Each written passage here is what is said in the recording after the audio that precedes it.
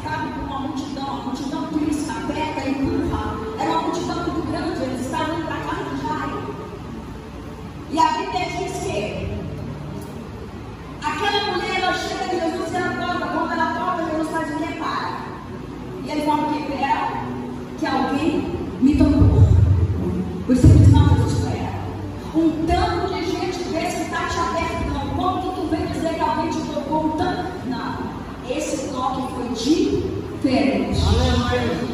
Eu senti que tinha um poder, saiu a virtude, saiu a unção, saiu